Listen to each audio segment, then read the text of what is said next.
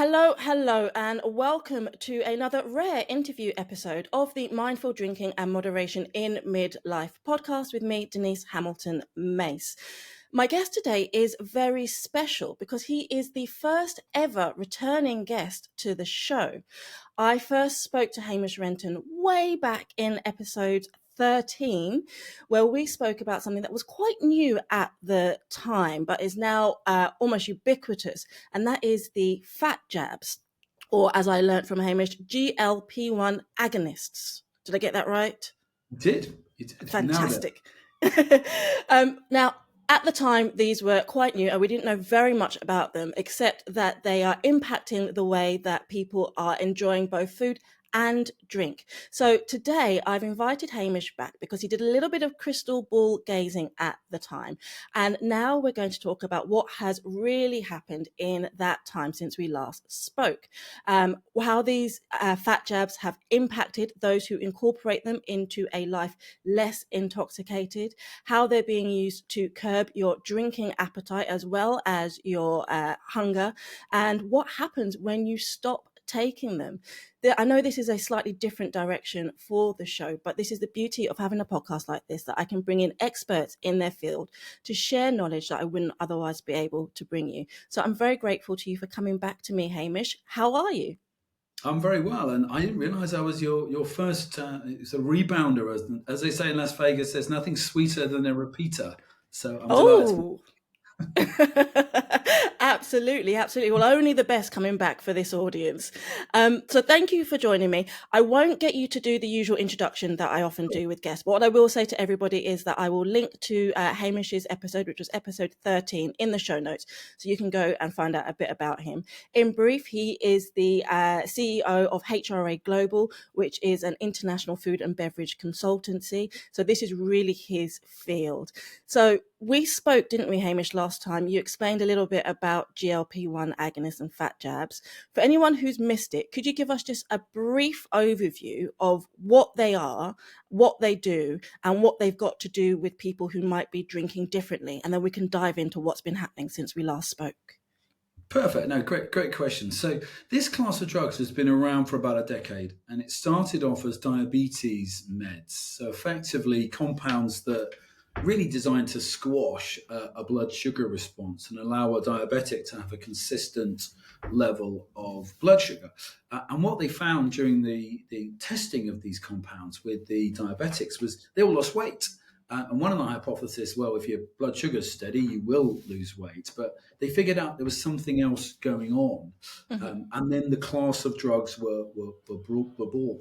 And the sort of snappy shorthand is GLP-1, glucagon-like peptide receptor. We have these receptors in our bodies, docking stations, and we have the endocannabinoid system that obviously docks with any cannabinoids. We have different things that dock with. These GLP-1s dock with receptors in our body. And the way to think about them is there's been about 4 or 5 of these. So every couple of years, a new drug emerges. And it's a bit like an iPhone. The next drug is a bit more powerful, a bit more spendy, but a bit more kind of punchy than the previous version. So what we had was a compound called liraglutide that kicked it all off. Then you start to get the names that you would recognize, like Ozempic was 4 years ago. You've got Wegovy, you've got Mounjaro a little bit more recently. And then now literally coming out of the blocks as we speak is retatrutide. We're going to call it Reta, which is the state-of-the-art compound as well. So there's been these iterations, 5 or 6 of them over a decade.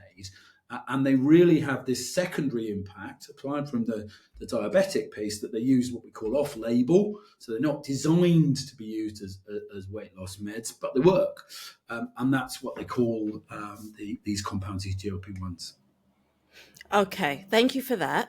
So in terms of, because obviously this podcast is mostly about low, no and light drinks, let's just jump in a little bit into what impact these are having on that world, because whilst people have been using them off-label for weight control, and we've seen it it's everywhere, isn't it? It's on the newspapers, on the telly, or the celebs. Some are shouting proudly saying, I'm taking it, and others are denying it, and you're thinking, But people have been finding that they have an impact on alcohol consumption as well. So how is it working in that sphere?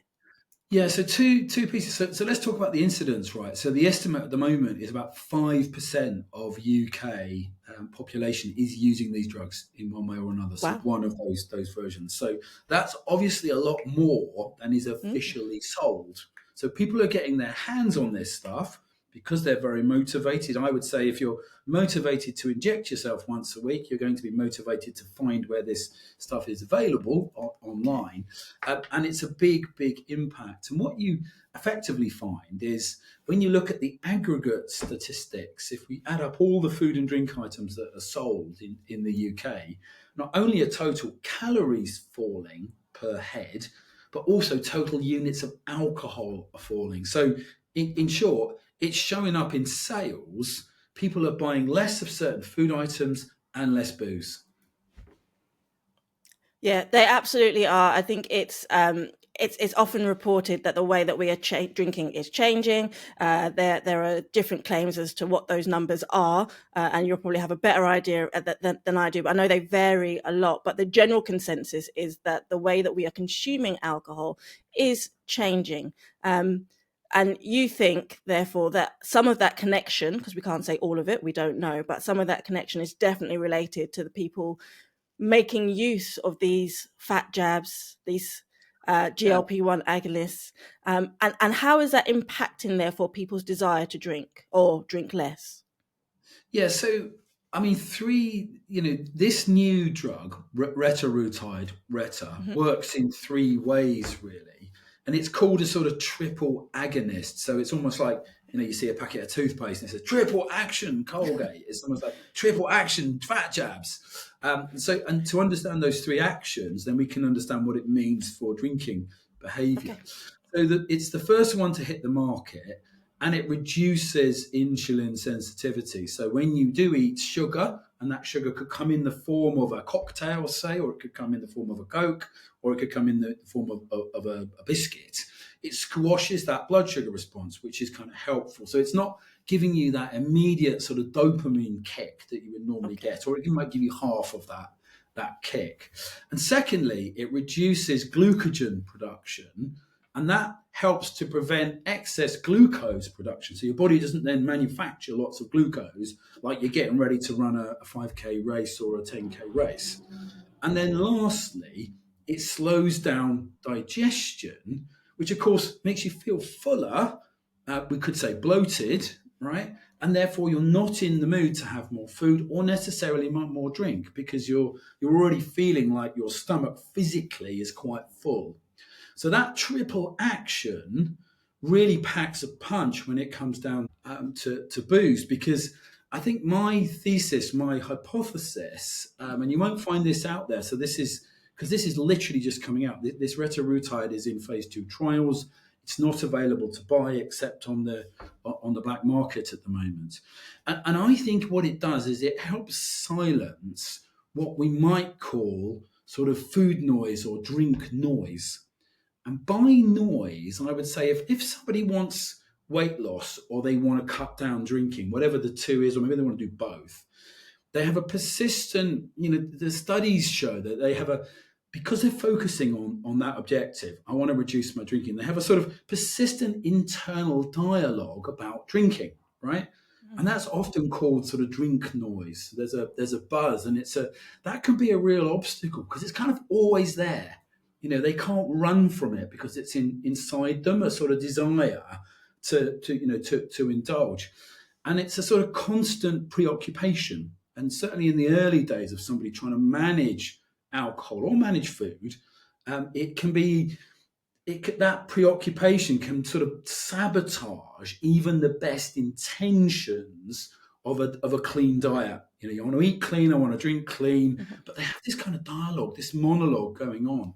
And I think what the latest compounds do, retatrutide particularly, shows a lot of promise, not only managing appetite, but it also fundamentally changes the person's relationship with alcohol and with food. And that's really different. So, and the way to think about it is it's kind of multi-hormonal signaling doing that. That's the shorthand. That's what the triple action means, triple agonist means, really.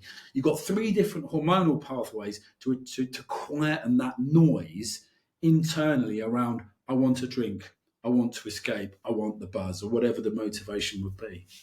Does that make sense? Yeah, that absolutely makes sense, and I could see that somebody would find that appealing as perhaps a shortcut to changing the way that they think and feel about alcohol. If they could find something else that could help quiet that, it's often called the wine witch, that voice in the back of your head going, no, at 5 o'clock, it's time to have another glass.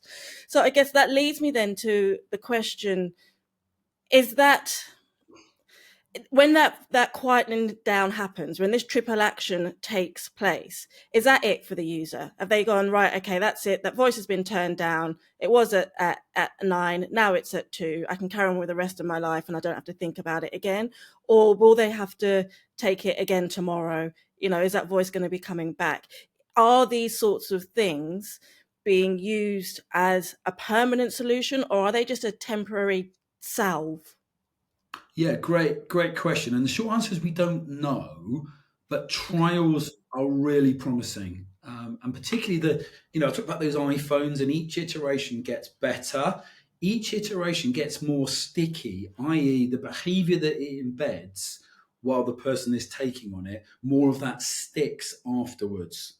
The kind of slower, if you like, the drift back into the previous norm. And effectively, what it does is it reduces the mental energy spent on thinking about drink or thinking about food. That's what it does. So it creates this kind of calm, sunny sky that people, and time and space for people to develop new behaviors, new attitudes. And we know from psychology that you've got to do something somewhere between 8 and 12 times, and then you've kind of drilled it in, it becomes a habit. So the argument is it becomes a habit at that point to not do this. I don't drink. I don't indulge in calories. I don't do this. I don't splurge. I don't binge eat. I don't binge drink. It gives you that time and space to do it. And when people do it, it gives them way less of a reward. They're not getting that buzz. They're not getting that dopamine hit. So they're kind of there thinking, why am I doing this again? And then they start Mm, looking at the calories on a can of a cocktail or the calories on a pint of beer, and they think, I don't need that, because if yeah. they stop drinking, surprise, surprise, there's a significant amount of calories saved in the average week. So they kind of physically feel, not only feel better, feel cleaner, have better sleep, but they're also kind of taking in less calories as well. So I think by helping people get control over their eating and drinking behaviors, it offers not just the potential for substantial weight loss, but a kind of healthier, more kind of balanced lifestyle. But it's the potential for that. It's Mhm. kind of rolled the road for that, but then the person still needs to walk down that road. Yeah, I think we touched on this a little bit before. So, because the thing is, these drugs, these compounds, they're not the be all and end all solution, are they? You still need to do the work. The person still needs to recognize that they have these voices, these desires, this volume, this noise, because do people take these constantly, or there's just a sort of short term, aren't they? They're if they're prescribed properly, which obviously they should be. There's a timeline, right? Yeah, so and they're not without side effects. So to a certain extent, it is self-limiting. So classically, there's a step up in dosage. So the first month's dosage is effectively you wouldn't really notice it. So there aren't the side effects, but there's not much behavioural change. It's just a sort of nudge. And then the Mm-hmm. second month and the third month, by you've reached the fifth month with these compounds, you're on the sort of getting towards the top dosages. So you're maxing out on the side effects. And Okay. then what receptors do is, you're feeding it this compound, and the receptor multiplies the docking points so it can more easily absorb the compound, which means it works a little bit less. So you need to take more, and then of course you create more side effects. So by the time that folk have been on it for 6-9 months, they're getting a bit sick of feeling sick. They're getting a bit Mm. sick of feeling bloated. So they're sort of thinking about coming off it. Typically, at that point, they may have lost 10, 15, 20, even 25%, some of the stats shows, of their weight, of their body mass. So I think there is a self-limiting. This isn't something you would do for a decade. You would come off. And I think there's three motivations really Hmm. that would help people stick with this. Firstly, it's a big boost to the person's empowerment and their control. So when you dig into the research, the qualitative research, so the things people say about being on these drugs, they say there's a really significant change in that silencing that constant preoccupation with drinking or eating. You know, that's really important. So that gives them that control, the feel that, yeah, I can master this, I can do it. Look, I've done a week, I've done a month, I've done 2 months. Yeah. Secondly, there's that health security kicks in after that initial period, and they feel better. They feel cleaner. Their sleep improves. Their relationships improve. Their mental perspective typically improves. So again, that's important because it kind of gives them a greater quality of life. And then lastly, it's probably the last component to come on board is kind of what we might call esteem or status. So it's kind of Okay. closely tied to appearance. Okay, so Yeah. people don't, people will physically look better because they would have, they got the alcohol out of the system. They would have got the, less calories, so they will kind of like, start to look better. And that sort of, the online, they're on a webcam or in real life, they will look better. They'll start to get comments from others, and that then feeds the beast and feeds the circle. So you've got empowerment and control at the front end, kind of health in the middle, the feels, and then lastly that kind of esteem and that validation from others. You look good. What are you doing? Yeah. So again, that's quite a deck of benefits to have over 6 to 9 months. And that really, again, if people can take that into normal life once they're off these compounds, the bloating goes away, the nausea goes away, the tightness goes away, and they are skinnier, healthier, cleaner versions of themselves with higher esteem, right? Then their maximum chance at that point in actually being able to continue. Doesn't guarantee it though, of course it doesn't, but it No. puts them in a really good spot to do it. That's quite a powerful deck, a triple deck of feelings for people, because of that feeling of empowerment, that self-esteem, that I look better, I feel better, people can see it. That's a lot of where issues stem for some people, to be able to take back that power of control and to Yes. feel like you're in that powerful position. There's a couple of directions there's lots of directions we can go in with this. It's absolutely fascinating. I would like to take a moment just here, just to reiterate to anybody who's listening, that neither Hamish nor I are doctors. We are not suggesting that this is something that you should do. This is not medical advice in any way, shape or form. And if you are considering these things, Hamish, you did mention earlier on that this new one, this Retta, can be found on the black market. Now, I don't want anybody to find anything on the black market. You mentioned as well side effects. I appreciate that the weight loss is initially a side effect of these drugs in the first place. But there are some risks, aren't there? There are some dangers around Yeah, these, and I think we should look at that as well. Yeah, so as the trials have got longer and we've got more data, so we've got about 6 years kind of mass consumption data on these now, going Okay. back to liraglutide. There are unexpected benefits that are starting to emerge on cardiovascular health. Now, obviously, if somebody's got stable blood sugar, that's a benefit, but there seems to be an additional benefit that while people are on these compounds, they have less cardiovascular events, i.e., strokes, heart attacks, etc. So that's curious, and the mechanism of action there is not known. Okay, so that's the first thing. And we Okay. can kind of measure it, we can kind of see it, and it's starting to emerge, but we don't know why, which is puzzling. Right. And secondly, on the other side, there are some organs seem impacted by it as well. So there is, and certainly anecdotal friends of mine who are GP are sick of people coming into the practice saying, I'm feeling nauseous all the time. I feel like my life has lost meaning. I feel stuffed all the time. I've got headaches all the time. And the doctor says, are you taking any GLP-1s? And they say, Yeah. yes. And they say, great. Well, come back to me when you're not taking them and we'll have a chat about how you're feeling. But more seriously than that, so there is some kind of feel bads associated with this. This is not a plain sailing across a very calm sea. This Yeah. is turbulent. This is some of the side effects, particularly the gastric emptying, is as it sounds, can be a bit unpleasant. Yeah. But also beyond that, there is some impact on some organs, particularly kind of kidneys, where in certain cases, and maybe thyroid as well, where if people are prone to something genetically, this can accelerate those things. So it is not without risk at all. So it's a very calibrated judgment.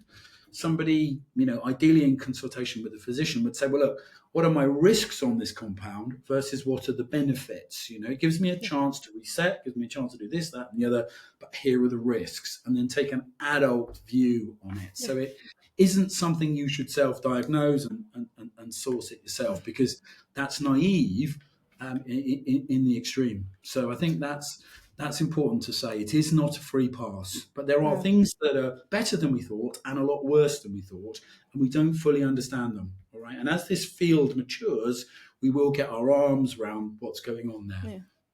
Yeah. And you mentioned as well before we pressed record, these are open to abuse from those who are looking to make a quick buck or a quick quid. And if you don't do this through the proper channels, you could end up with something that's not what you think it is, which it could just be so dangerous.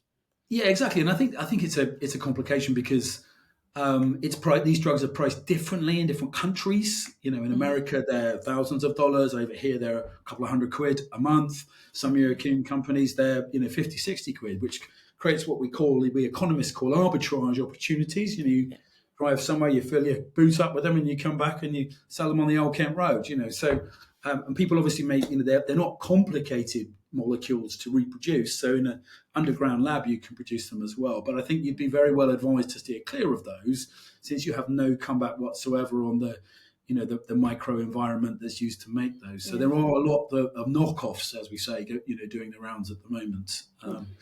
And what's interesting that I do want to stress is it's not, for me, a substitute for a program of introspection or a 12-step program. It is not. It's almost a press fast forward to the point that you finished a 12-step program physically, but you haven't had that mental journey. You haven't worked through the steps. You haven't examined what's led you to this position in the beginning, be it food, be it drink, or be it both. So I think, the critics, and I think rightly, say, well, look, for weight loss, it's called, well, the person is still fat inside, is the parlance. But they haven't done the work to understand what's driving the unhealthy eating in the first place. Is it an emotional need? Is it some repressed trauma? Is it comfort eating?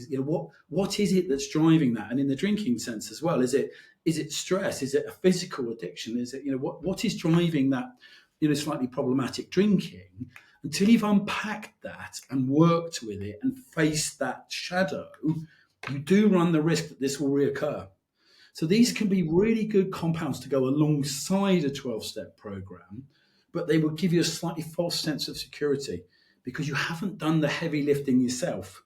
The molecule have. So you've sort of postponed that moment of judgment when you're off the molecule and you're faced with life, with all its temptations, all its stresses, all its triggers.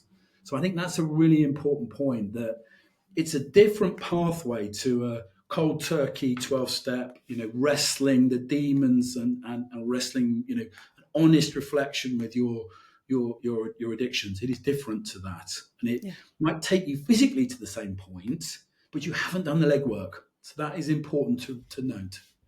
I couldn't agree more. I think the same with this, and there's another drug that I'm aware of, which is naltrexone, which is becoming more frequently used in terms of reducing alcohol. They both do similar things, so they don't stop you from drinking, and you can still physically drink. It's not going to make you instantly regurgitate it like some of these medications do, but you still have to do the work. You still have to understand where alcohol has taken a different path in your life, what you want that path to look like going forward, if you still want it to be in part of your life or not at all. So I think that's why you kind of used the phrase before, shortcut. But at the end of the day, you still got to get to the place where you as an individual on your own can understand what your relationship with alcohol or food in this case, or anything else, really, as you say, stems from. I'd love to, with the last section, take a look at how this is impacting our actual drinking and the drinks and, of course, the food that people will still consume. Because as we've just established, it doesn't necessarily stop you from drinking alcohol. It might just stop you from drinking as much, or importantly, from getting the joy from it. So, what impact does that have, in your professional opinion, for those in the uh, in the stage of life where they're looking at their alcohol intake? They might be thinking, do you know what? I still love the taste of a beer, but I don't want as much alcohol. So maybe I'll try an alcohol-free beer, or I'll try an alcohol-free wine. Would they still get less enjoyment from that? Is it going to impact enjoyment of all indulgences altogether? And I guess that leads to the second part, which you can come to when you're ready, is that what do brands need to do then to make sure that they can serve people still? Yeah, great. Great set of questions. So I think if we talk about out of home first, so Okay. we talk about socializing. So we Yes. are going out. People on these compounds go out less, full stop. Okay? Okay. As in terms of a night on the tiles or out with friends. They're just less social. They actually do more exercise. So they walk the dog more, they do go to the park more, they nibble at going out. But that Okay. set piece, sort of Friday night, Saturday night, school nights, they do less. Okay. So when they do go out, they want that feeling to justify going out. So what does that mean? They typically are a bit nauseous. So they need food that can quickly be eaten whilst the urge to eat is still there. So they Right. need a drink that is ready to be drunk whilst the urge is there. They don't want Interesting. necessarily a pint because it might take them 20 minutes to eat a pint. And the first 5 minutes, they're feeling good. And then the next 10 minutes, they're like, oh, I really don't want to eat or drink anything anymore. Yeah. Can we go home now, please? So they want something that is a pretty fast start of a drink and that is over pretty quickly. Okay.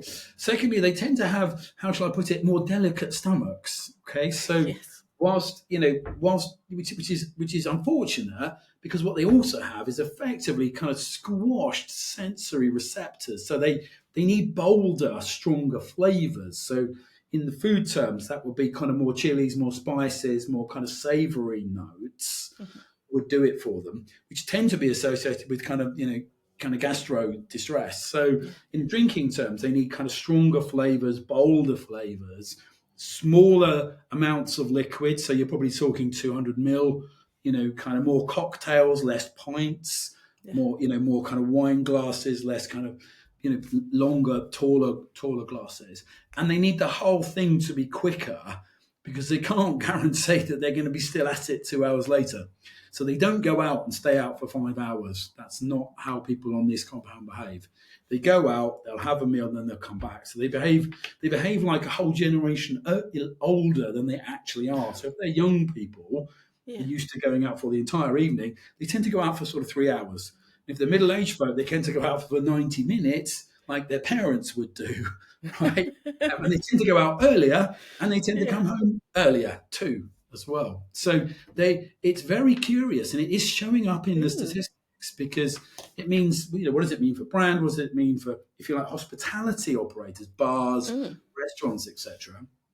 It means smaller portions on the food element, maybe even child's portions. You are talking about, because people are eating 500, 700 calories less, every meal is 20, 30% less, Mhm. right? Talking bolder flavors. You're talking about more of a focus on nutrients because I'm not eating much. I've got to make sure what I do eat nourishes me. And therefore, the role for drinks is kind of their companions to those sorts of foods. Smaller portions, more bang for your buck in terms of the tastes.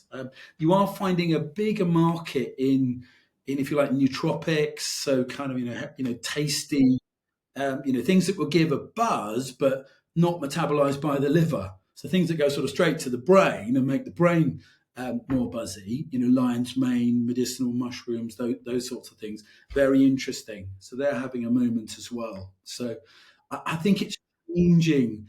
And you can, with 5% of the country doing that, that really is taking the edge off some old patterns of behaviors as well. It's interesting you mentioned nootropics. As you were speaking, I was thinking about that functional drink space is really quite primed to serve people who are using these sorts of compounds. You know, your adaptogenic drinks that Yes. will have natural herbs in them that will give you a bodily boost and give you energy, and perhaps adds back in some vitamins and some minerals that you might not be getting because you're not eating as much. And then, as you say, the nootropics, which will have more of a cognitive effect and help you feel sharper. Because again, if you're not eating very much, your brain is going to get tired because your brain needs nourishment. So I can absolutely see that functional space. Exactly, and nootropics that go straight to the brain and that can cross Mm, the blood-brain barrier, as opposed to going through the liver and into the bloodstream and around it, and much better because it's that liver pathway that the GLP-1s are affecting, whereas the straight blood-brain barrier is open for business as normal. So yeah. anything that goes straight to the brain, medicinal mushrooms, etc., are exactly what would really hit the spot as well. So it's a really interesting piece. The other piece is chewing gum sales are going off the roof because everybody, of course, it's back to the Atkins. Everybody's got their Atkins breath if they're having sort of 70 calories. It's just an unfortunate side effect of metabolizing and oxidizing fat. Where does the fat Okay. go? We breathe it out. That's where it Oh, goes. We don't pee it out or poop it out. It comes out of our airways. So we need a little bit of freshness there. All right. So okay. which is unfortunate because a lot of chewing gum is full of plastic, but that is another story. Okay, which I Well, won't. as they say, every day is a school day. I wasn't expecting that little nugget at the end. I must say, I'm a tree ball extra strong girl. I don't like the chewing gum effect, but so give that a Very good, very good. try. Yeah. But it does say in drinks. That's why you're seeing kind of mint and those kind of stronger flavors coming back in because people quite like those because it masks what's going on in their own internal biology. They might not know why they suddenly like mint.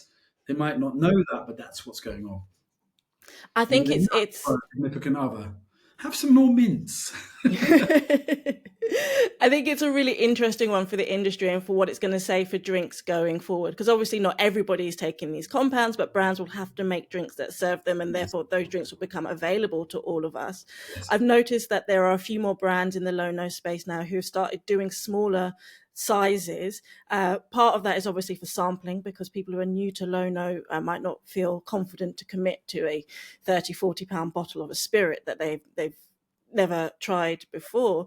But there's definitely that pathway to merge those two reasonings and to be able to serve this whole sector of people who are drinking differently. It's kind of like a double difference, isn't it? And finding ways to still enjoyment in, because the one thing that I take away from this that worries me is that, I want people to still be able to enjoy their lives. It's all yeah. well and good we take these compounds and everybody's a size zero again, but if you're not enjoying life, if you're not enjoying the flavors on your plate and the drinks in your glass and the company you're having and the time with people, then what's the point in it all? I think that's really good because I'm a bit pessimistic for the human Mm, race. I'm a bit pessimistic. This environment we've built of food and drink to surround us and going with our lives and our working patterns, the whole system, I think we could well be unable to, sensibly deal with this without the use of molecules. So if I'm mm. right, we're going to be popping pills and injecting ourselves for the next couple of 100 years until we've drilled in some new behaviours, and we still want to have a good time.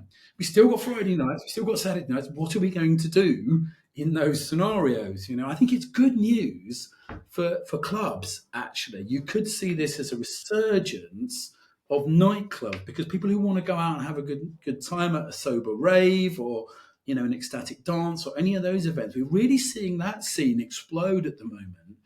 And a lot of the people who've drifted into it tend to be in their, whisper it quietly, in their 40s and 50s, and they may well have come in through a GLP-1. And they were sort of hardcore ravers in the 90s, and now they've popped up again. Here they are doing the same stuff, but this time it's not sort of 4 pints of Stella that's fueling them. It might be a Nazcal, or it might be any form of drink or a nootropic that's keeping them going. And they've got the energy to keep going, which they wouldn't have had 5 years ago when they were kind of different versions of themselves. So I think it's reshaping that nighttime economy and what it means to go out, and I think it's bringing dance and movement and body and socialization back, but Yeah, without all that kind of slightly kind of lariness that surrounded it, that was fueled by alcohol itself. So it's a cleaner, more open space, a safer space, kind of mentally and physically for people. And I think that's starting to happen. You're starting to see clubs emerge and do those, and they don't tend to be in the middle of cities or the middle of towns. They tend to be, in different locations. And you can look at the festival scene for what goes on there as well, and the free party scene again is another expression of yeah, that. yeah. Very little booze at free parties. There are various compounds, not necessarily just Yeah, GLP-1s, but it's a very different vibe as well. So I think the whole scene is reshaping, and that kind of absolutely. classic town city centre pubs open. We hit the pub at 8. We do prees, we hit the pub, and then we go through and we come home at 4. That's all changing. And the clientele is changing as well. It's an older bracket going to the club, so we may soon be at sort of peak club closures, and we might see some new growth in that sector because the way we drink and the way we do our downtime is changing, and GLP-1 is part of that. In a way, it's a gateway drug to a cleaner life. Is perhaps the best way to think about it. If somebody can use it to springboard into a kind of healthier, more empowered, more open, healthier life. This has been absolutely fascinating. There are so many more questions that I could ask you, Hamish. You might end up being the first person to come back 3 times because there's so much to cover here. I love everything that you've just been saying. This is particularly pertinent to my audience. We are midlifers who still want to enjoy life. We still want to go out. We have the financial means to go and enjoy these clubs, these bars, these restaurants, these places that, as long as they can serve us and recognize what it is that we want, whether that be through the use of things like GLP-1, naltrexone, or just making a decision to drink differently because it serves you better, because maybe you got to get up in the morning and deal with the kids. This is fascinating. For those who want to find out a bit more about you, Hamish, and HRA, before I let you go, could you tell us a little bit about how you can help people and where they can find you? Yeah, sure. So I guess there's a couple of things here, and we work a lot with brands and drinks companies in this space, low and no particularly. So do check us out at HRA-Global. That's HRA-Global.com. You can see various things that I've written in this space. There's a bunch of videos there on GLP-1 as well, particularly the implications if you're a bar owner or a brand owner or a hospitality event organizer. There's all sorts of cues and clues there that are starting to emerge. I post a lot about this. It's probably the most significant thing happening in food and drink right now, in my eyes. And boringly, we're all going to be sick of it, and it's just going to become the norm for the next, certainly a couple of decades, for the rest of our natural lives, this phenomenon. Wow. So we might as well get our heads around it now and see if we can twist it into a positive direction for people. Amazing.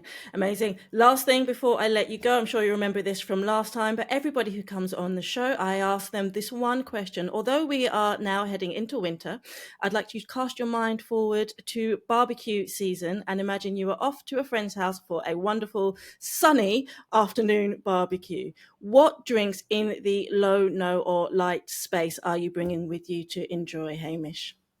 I love tomato juice and Worcester sauce. And a little bit Oh, of lemon, and I'll have as much of that as I can get. But my go-to to carry is Nazcal. I just really find that's a really good one. When I go out of an evening, yeah. that's what fuels me. I love it. It just gives me a little bit of a buzz. I don't want a massive buzz, but just gives me enough, and the tang on it. So I could be Nazcal as a carry out, but as much kind of genuine tomato juice. I like the Big Tom. But if somebody can do it in front of me, in a wonderful club, sometimes they do it in front. I love Yeah. that too. So Oh, that's what I've I discovered 2 great Virgin Mary brands. So Bloody Ben's is do. amazing, and another one called Long Bottom. Oh, So there you yeah, go. they are. Those. If you like them spicy as well, if you like a bit of flavour in your Virgin Mary, and then obviously those who are still consuming alcohol can pop in a bit of vodka if they so wish, or a lovely bit of alcohol-free vodka as well. But they're really lovely. Bloody Bens and Longbottom. I'm going to track those down. Ideal. All right. Hamish, thank you so much for joining me today and for breaking down what can be quite an intimidating, complex subject into something that's really simple for people to understand and make a decision as to whether or not it should be part of the way that they choose to drink differently. I really appreciate you being here. Thank you. Perfect. Enjoyed it. Thanks.